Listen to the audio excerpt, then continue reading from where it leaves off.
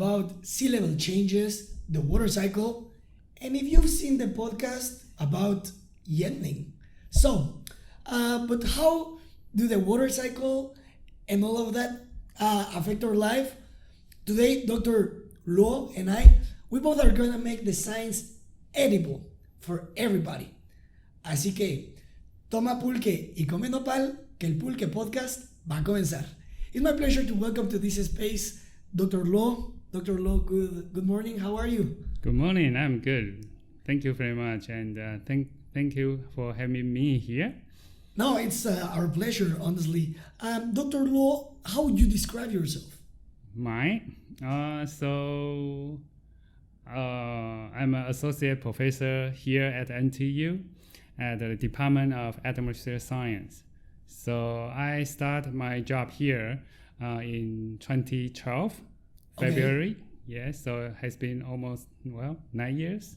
Yes. Well, it's nice to be here.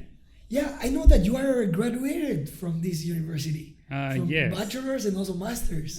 Yes, I did. How does it feel to come back and instead of doing the exams that you used to answer, make them for the students? Yeah, so it's like to me, it's like to back home, as I stay here for like 6 years from bachelor and to master degree, as you just mentioned, and then from a student to become a teacher. Yeah, it's nice for me to learn how to be a teacher. Yes. And maybe a good teacher. And since I most of my colleagues were my teachers before, yeah. So it's also a nice experiences for me how to work with them, with my previous teachers or professors, and so this transition is interesting, I would say. And also when I try to teach the students, and since I was graduate here before, so it kind of, for me, I also need to learn to imagine I was sitting there. Yeah, of course. So try to recode my memory, how to make myself understand what I'm talking about. Okay. Basic. And before becoming a professor here in NTU, I know that you went to the United States for the Ph.D. Yes, I did. What did you study there, and where?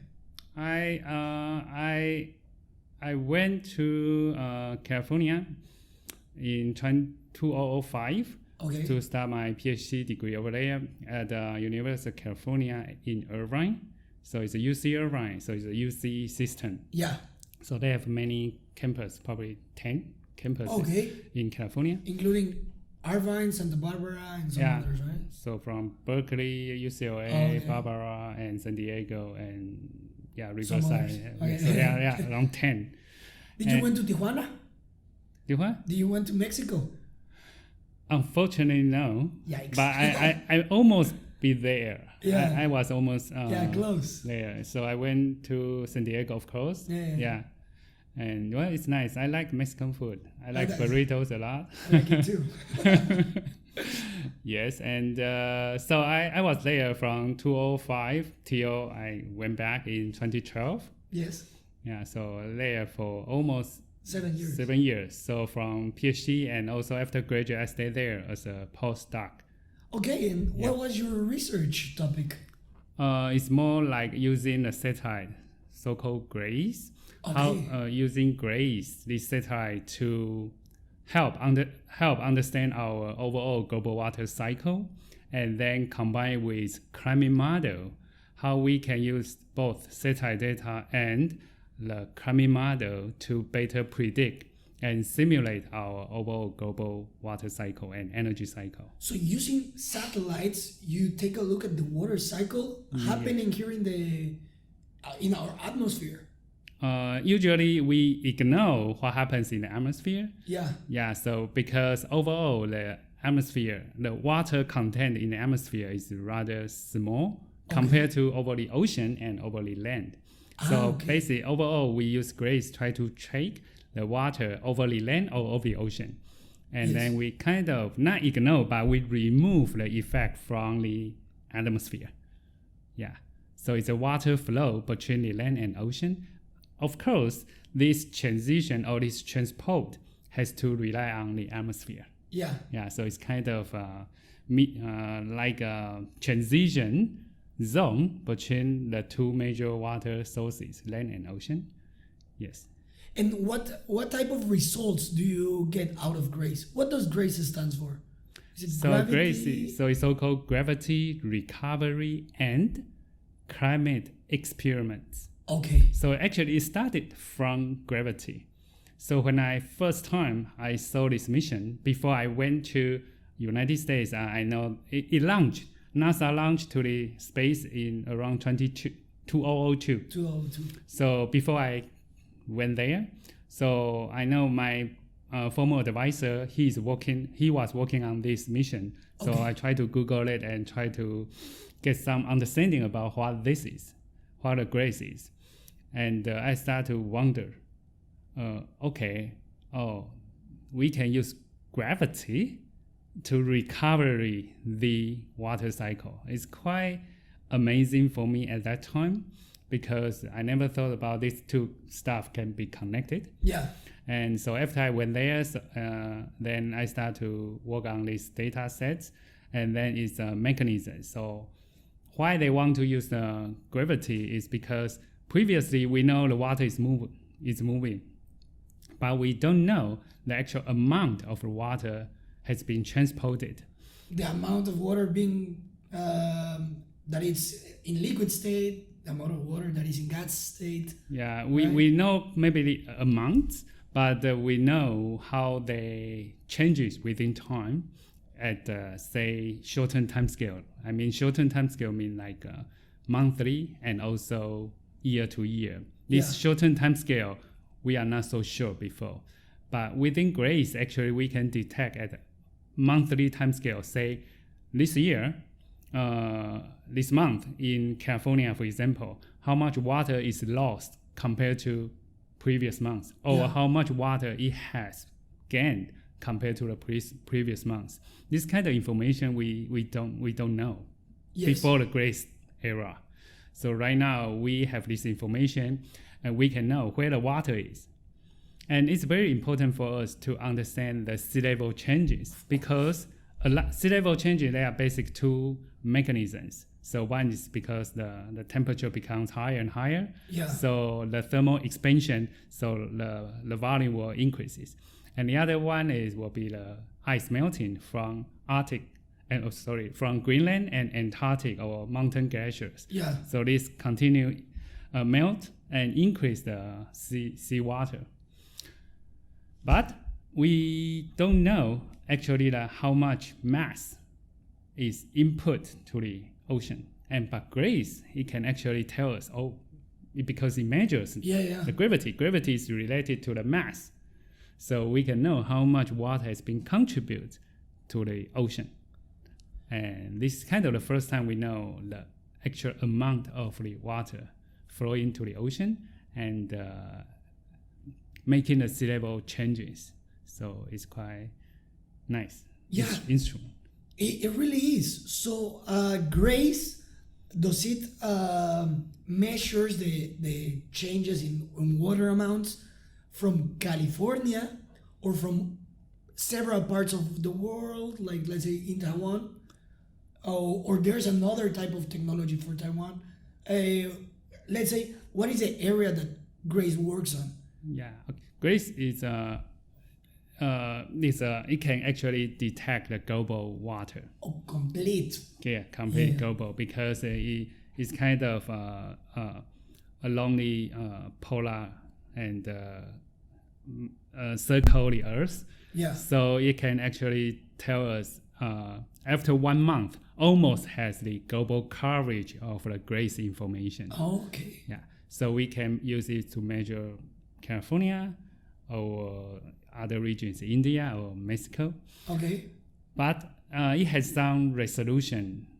We need to think about it. So the resolution is spatial resolution. Yeah. So for Taiwan, we can use it, but it will be like one single point.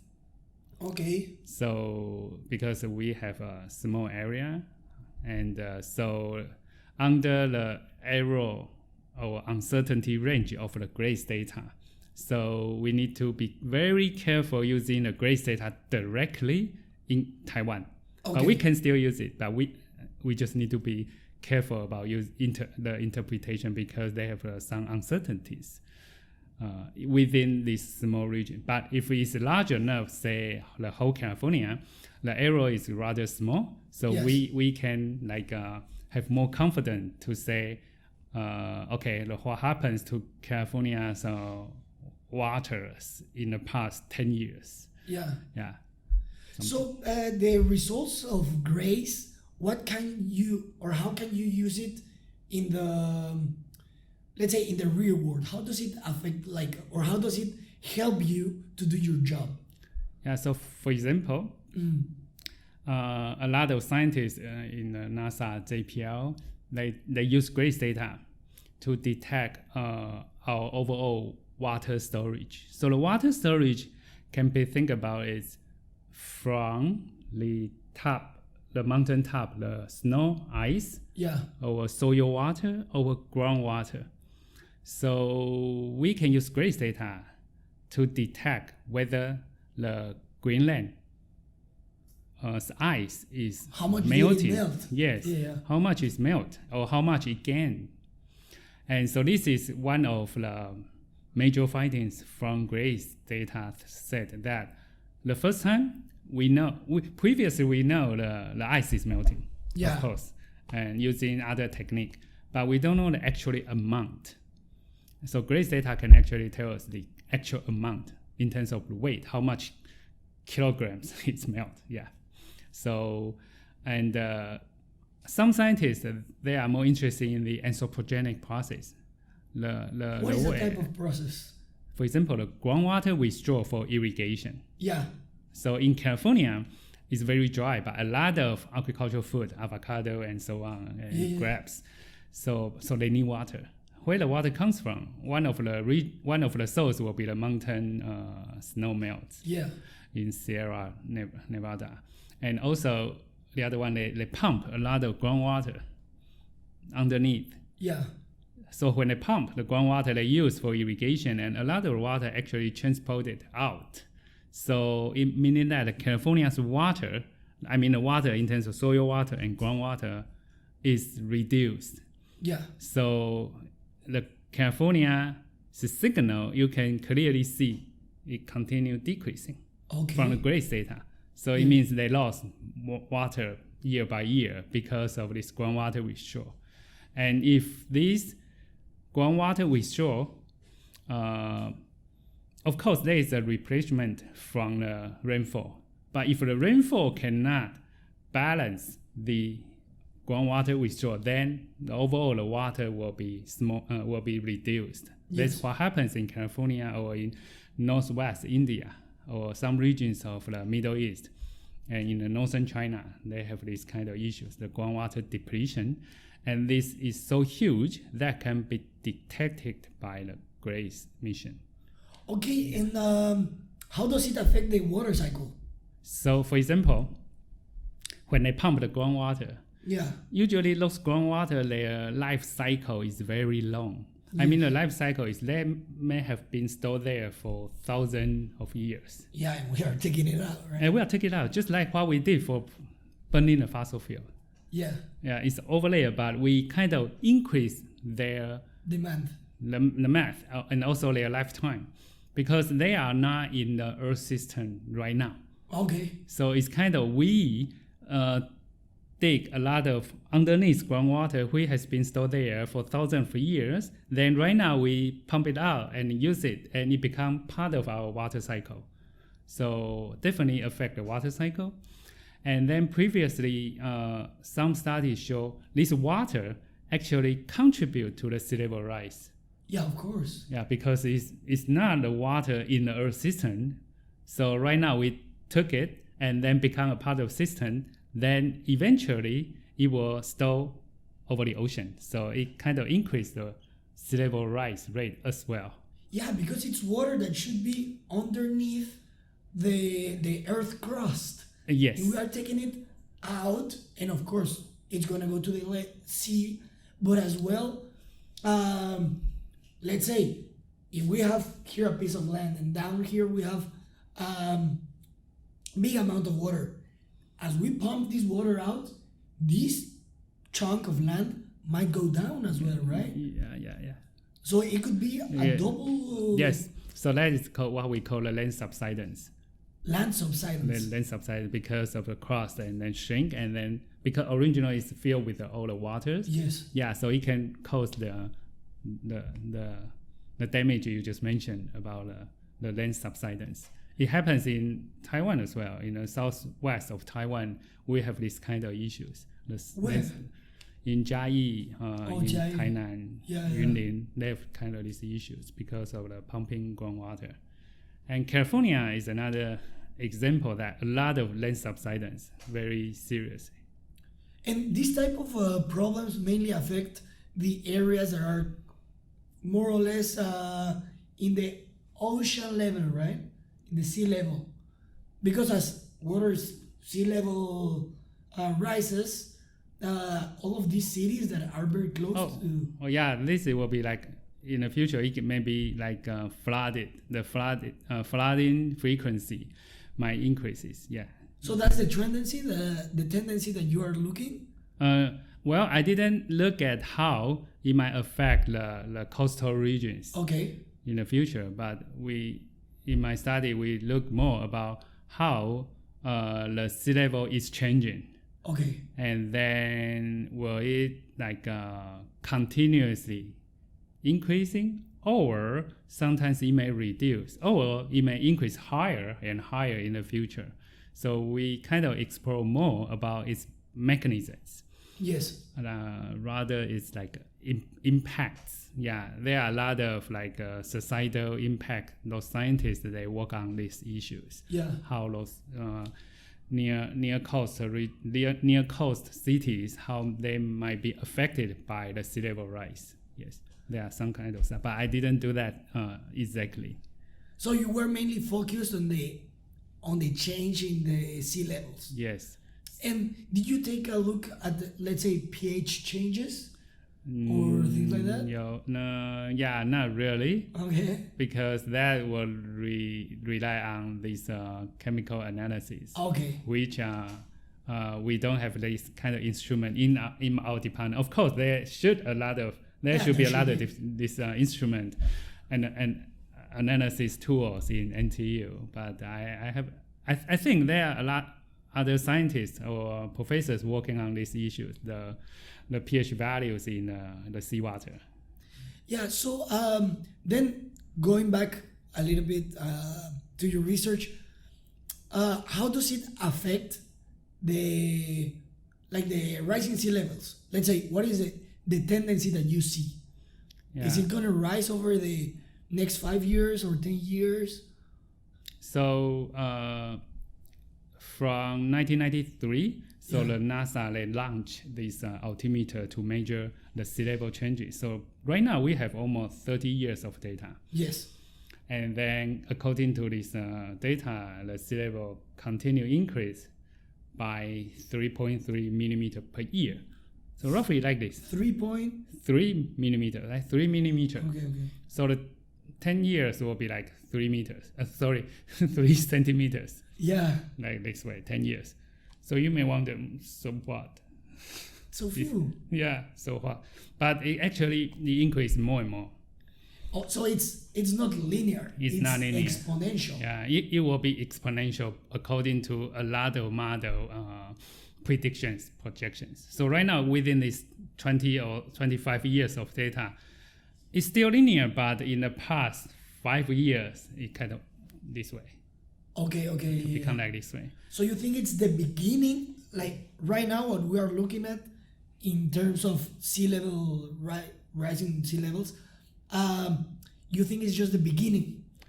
Or it is just the beginning? Well, I'm not so sure whether I can say it's beginning, but because this can be varies a lot by this year to year variations. So the year-to-year variations, for example, you may have heard about the ENSO, El Nino event or La Nina events, or Pacific decadal oscillations. These kind of long-term climate oscillations can affect the sea level changes as well. Okay. So when we try to interpret a time series, say global warming or the sea level changes, we need to be very careful about the time period we are talking about. Yeah. So whether this is the beginning, well, this is the data set from 2016 to present. The increase in rate is very strong compared to previous. Yes. This is something I can. But whether this will be like, ooh, well, it's really hard to tell. But from all those model predictions, in the end of the century, the global mean sea level can increase about like from 1 meter to 5 meters. It ranges a lot. Because it's increasing like exponentially. Yeah, that's what the model predicts. So as I just mentioned, it can be from 1 meter to 6 meters. So the range is very large, meaning that there are a lot of uncertainties. And 1 meter is already... It's pretty significant. Yeah, it's very significant. Yeah. So a lot of like cities near coastal regions will be affected. But that's the end of the century. We still have time, right, to prevent or to mitigate. Have you researched about how to mitigate this? Well, not really. So as I mentioned that we try to understand what happens. Yeah. And then there are other scientists try to do these mitigations, how we can use either the engineering approach or like software approach, try to mitigate this disaster. This phenomenon. Yeah, this phenomenon. And as I just mentioned, there are year by year variations or this decadal variation can affect the sea level a lot. So previously we find out, although I just mentioned linearly, we found about 3.3 millimeter per year of increasing trend. Yeah. But in the past decade, from 2002 to 2012, this decade actually the sea level doesn't increase that much. Okay. It kind of slowed down. So people are wondering, so no global warming? What happens? But what we found is those water did not flow to the ocean at that time. It went back to the mountains. It went back to the land. Okay.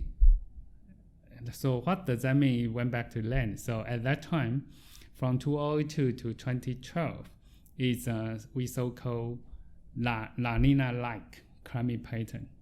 La Nina-like. La Nina-like. So in general, these 10 years is like La Nina events, but it's within 10 years. So when during the La Nina events, actually the precipitation tend to fall over the land. Yes. Compared to the ocean. So that's why the land accumulates more water. But you may wonder, but when the land, for example, in Taiwan, we have a lot of precip, then it will just flow to the ocean, like within maybe 2 weeks, it will just flow to the ocean. But what I'm talking about is 10 years of the slowdown sea level.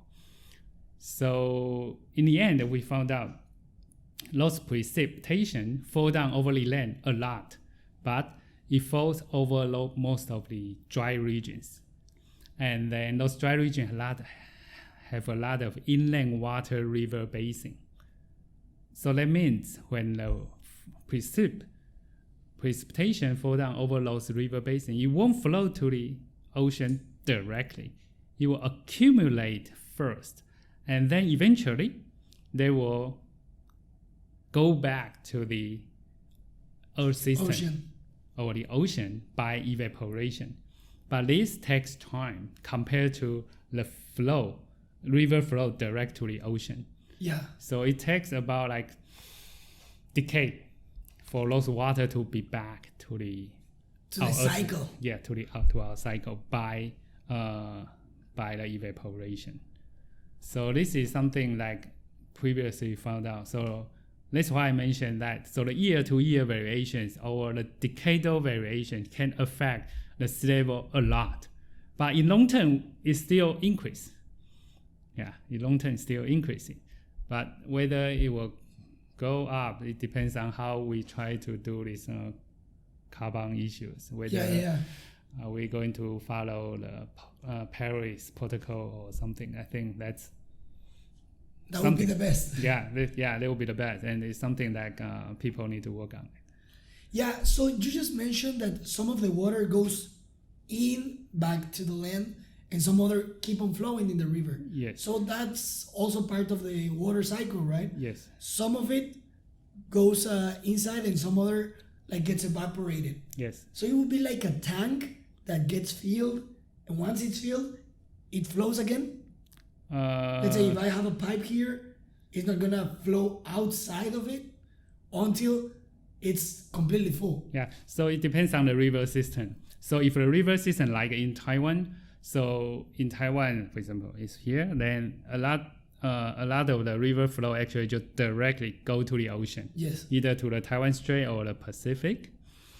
But in some river basin, actually, they don't flow out to the ocean. They just flow in. We call inland river basin, inland water river basin, or an endorheic river basin. So that means the water has no outlet to the ocean. Okay. So what happened to the water? So they will just accumulate over there. In lakes. In lakes, but it's inland lake. They don't have outlet to the ocean. Yeah. So it will just become like a lake or like a lot of wetlands, and those water will infiltrate to the soil.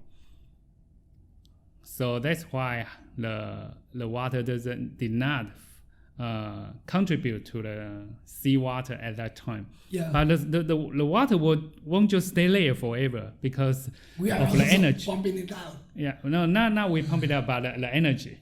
So the solar energy, when they hit it, then there's an energy, so they will be evaporated to the atmosphere. But this takes much longer time compared to the river flow. Yes. So that's why from 2002 to 2012, that sea level rise kind of slowed down a little bit. And how about after 2012? After 2012, actually, it's rising again. It's rising, and then it rises faster compared to before, unfortunately. So before, you are talking before 2000? Yes. Okay. So if we see the sea level time, global mean sea level time series, after 2015, the rate is significantly increased. It is much higher than 3.3 millimeter. So when we mention about 3.3 millimeter, it's like 20 years or 25 years of the linear trend. Yes. But it's more like this way. But in average, it's 3.3. But in the past 5 years, probably 5 millimeter, according to that time series, is quite strong. Yeah, and the tendency can be go up and then go down a little. Go up. Yeah, exactly. Go down a little. So that is the interannual. Well, yeah, exactly. But the tendency is continue going up, but it's not like straight going up. It can sound like flat and then going up, flat and going up. Okay. Yes. And you just mentioned about the energy. Yes. In the soil and in the water. So how does this solar energy affect it? And how is this energy, solar energy, you just mentioned in the mountains, so it's mainly forest. So how does it, the energy, what is the role, a part of evaporating? Yeah, so... Is it also condensating, turning it into rainfall? Yeah, turning into the rainfall will be like in the end. Yeah. So usually we have energy input, but in the surface, the energy has to be balanced. Okay. Otherwise, our Earth's surface just continues, the temperature continue increase because a lot of energy input. So the energy over the surface, either the land surface or the ocean surface, has to be balanced. So we have solar energy, and then we have the so-called long wave energy. Long wave. Yeah, the solar energy is short wave, so the wavelength, the spectrum is within a shorter wavelength pattern, and then we have long wave energy. And we have another two very important heat fluxes, so-called sensible heat fluxes. Okay. Or latent heat fluxes. Latent heat. Yes. So latent heat is basically the evaporation. And then some of the heat will be pumped or propagated to the land or to the ocean. So when the solar energy inputs, and then after passing through the atmosphere, it will be some part of the solar energy will be reflected by the cloud, because the cloud is very bright, and then its reflectiveness is very high. So a lot of that solar energy will be reflected if there is a cloud. If not, it will go down to the Earth's surfaces and then hit it. And then when the Earth's surface has a higher and higher temperature, it will release higher and higher long wave radiation. Yes. At the same time, because of temperature is higher, so if it's higher, then the above surface, then there is a temperature gradient. So because of this temperature gradient, there is, for example, like when we try to boil the water, and then in the beginning is the bottom, it will be heated, and then through the convection, so more and more water will be like boiled, but it also has the conductance because of temperature gradient. That's why at the beginning we always see like little bubbles coming from the bottom, right? Yeah, so because that's a convection. Yes. The water close to the, let's say the plate, bottom. Yes. The bottom is the one that gets heated first. Yes. Yeah, so that's basically two major processes. One is the convective process, and the other one is like conductance. Yeah. Okay. So so this heat flux is another way is near the surface is generated by this little turbulence, and then it will transport this heat to the above layer. Similarly, the near the surface is much wetter, so it has a higher higher water pressure. Okay. Water vapor pressure. So there is another pressure gradient. The above the surface is a little bit drier. Yeah. So the gradient is upward. So that means evaporation can come out. So there is another flux called evaporation will goes to the atmosphere. So this is how kind of in general the balance of the near surface. So we have input, solar energy output, long wave radiation, and then we have another two heat fluxes, sensible heat flux and the latent heat fluxes. Yeah. And the latent heat fluxes is basically evaporation. But evaporation, we talk it in terms of the water cycle. Yeah. And latent heat fluxes, we mention it in terms of energy cycle. So in the forest, you just mentioned, there's another term in the forest. Yeah, we know they have the plants have this stomata, and then stomata they do this photosynthesis. They open the stomata and then they take CO2, and then they will release the water vapor. Yes. So this releasing of the water vapor, we call it transpiration. Transpiration. And then also the leaves can collect the waters. Yeah. For example, the rainfall interception, or the dew. The dew can be formed during the nighttime. Yes. And then will form over the canopy. Over the grass as well. Over the grass as well. So a lot of evaporation coming from those waters over the leaves. So over the forest or over some vegetation regions, the evaporation become more complicated. Sometimes we call it evapotranspiration. Transpiration. So we kind of combine these two words. Yeah, both of them. Evaporation and transpiration, so they become like evapotranspiration. Yes. Just redefined previously. Yeah. And in some kind of forest, this evapotranspiration play a very big role in the water cycle in that region. So, for example, recently we have some studies in cloud forest in Yilan, in Qilan Mountain. So Qilan Mountain is kind of defined so-called cloud fog forest.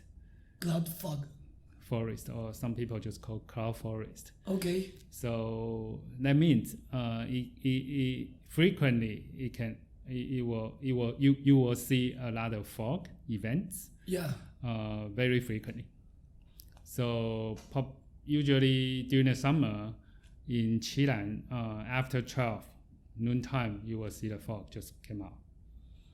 That's very interesting. Yeah, it's very, and also beautiful. Yeah. Yeah, and so guys, now you know the science behind it, huh? Yes, yeah, and it's very beautiful. Yes. So this fog water can be can be intercepted by the leaves as well. Yes. And as I just mentioned, in the forest regions, those water can evaporate it. So some part of this water can be formed as a fog water. Yeah. And then this fog water can be intercepted by the leaves as well. So it can become like a cycle. As well. So let's say we have small water cycles happening in the big water cycle. Yeah. Right? Yeah, you can say that. Like small scale and also big scale. Yeah, so this big scale is in terms of, like, say, solar energy balance. Yeah. Energy balance is near the surface, as I just mentioned. You have input and you have output. Ah, but within this forest, particularly the cloud forest regions, is rather complicated. So with these leaves, you can intercept this fog water and also dew and also precipitation water. Yeah. But when it evaporated, part of this water vapor can be formed as a fog again. And then this fog water can be intercepted by the leaf again. So it becomes like another interactions or feedback loop. Yes. Yes. So you may wonder, what happens if there are no trees over there? Then it doesn't happen, right? Yeah. So this fog intercept water and then evaporation, this kind of loop might be gone. So then we know the fog over there is very critical for those ecosystem over there. So the biodiversity ratio is very high, is much higher in the cloud forest regions compared to the typical forest region. Yeah. Because of this humid and low sunlight energy inputs, because it has a kind of a cloud, right? Yeah, there's more water present. Yeah, more water present, but less solar inputs, because it can reflect the solar energy. By the clouds. Yes. So in this region is very unique. So that's why a lot of vegetation, different kind of vegetation or even animals stay over these cloud regions. Yes. And people are studying, some of the scientists mentioned under global warming, the fog occurring frequency might decrease. Yes. Because of higher temperature. So this will definitely affect the ecosystem over there in the fog regions.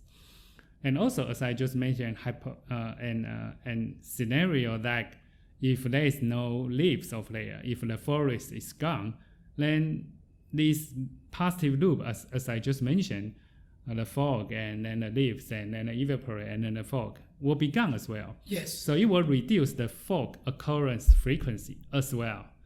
So probably this not only the global warming will affect the fog frequency, but anthropogenic process. So this anthropogenic process is kind of the land use change. Yeah. The land use change. So when there's a tree, if we know we need those trees for whatever reason, the desk or whatever reason, then if we do the deforestation, and then we definitely will affect this water cycle and energy cycle within this region. And then not only just affect the water cycle, it may affect the overall the ecosystem over there because of the fog frequency, occurrence frequency will be affected as well. Okay, that's very interesting. Yeah, of course, because if it's like taking out some crucial steps, right? Yes. Of the water cycle that we just mentioned. Exactly. Yeah. Very interesting, Doctor. So, as a conclusion, what do you think about this phenomenon happening in the Earth? Yeah. So, in terms of forests or in terms of global warming, what do you say? Both. If you want, yeah. Yeah. So, a lot of studies they try to explore what happens, the precipitation changes. Yes. Or evaporation changes under global warming. And then to our understanding right now, and you may also experience this, more and more higher intensive precipitation may occur. Yes. Under global warming, yeah, because of more energy input and more water vapor inputs into the atmosphere. And then this is something that we may expect it. And then the evaporation may become stronger under global warming because of, again, the more energy and the temperature is higher, and then the evaporation will become higher as well. But over the forest, right now, this is kind of our new study, we think it might be different. Yes. So again, this forest is quite interesting. So we know under global warming, that's because of higher carbon dioxide concentrations. Yes. So the plants, when they do the photosynthesis, they need to take carbon dioxide. Yeah. And then, as I just mentioned, by taking the carbon dioxide, they will release the water vapor as well. Yeah, this is kind of their photosynthesis and transpiration processes. But under global warming, because of the higher concentration, so right now, they don't need their photosynthesis rate will become higher because of more CO2 concentration in the air. Yes. So they don't need to open the stomach that much. Okay. So instead, they might close their stomach. When they close their stomach, the water vapor release will be reduced. Okay. So meaning that the transpiration will be reduced. So actually, from model simulations, we found out that in the future, over the forest, the evaporation might decrease, which is evapotranspiration, I should say, but which is kind of different from previous studies mentioning that under global warming, the evaporation will be higher. Yeah, of course. But for the forest region, might be different. So interesting. Might be different, but we are still working on it. So again, what if those forests are gone? Then, of course, what we are doing right now. What we are doing right now, particularly for the tropical region from Amazon or Borneo or Ganges River basins.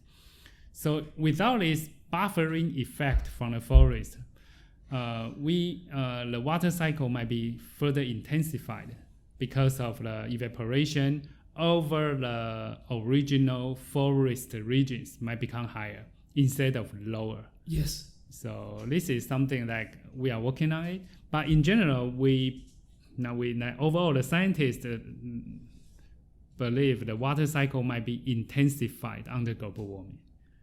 But we think the forest might play some buffering role here.